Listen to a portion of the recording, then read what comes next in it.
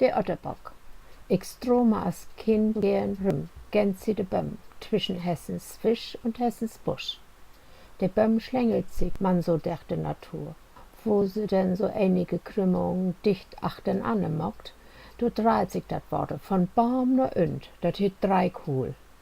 Der schot gefährlich werden, weil sie deib sind und dat Worte, der dat nur und kreisen, viel Kraft entwickeln dat. Anne siebten hier wüssen Johannisbeerstrück und Maiglöckchen.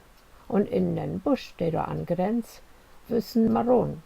Also gäb dat Jimme Grund genug für mich da hintergehen. Oma für wollte achte kommen, dat ich da so gern händeln. Weil sie da ne Gefahr für mich seh, warn sie mir immer und sagt, geh da nicht hin. Da in ne Bömm, in ne Dreikuhl, sit der Oddebock und tüti da rin. Ich hab so manchmal da stehen und in Worte kicken, weil ich den Oddebock mal sehen will.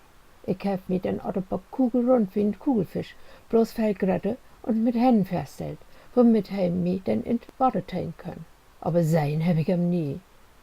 Und wer nicht auch freuch, denn Oddebock ha noch kein Mensch sein.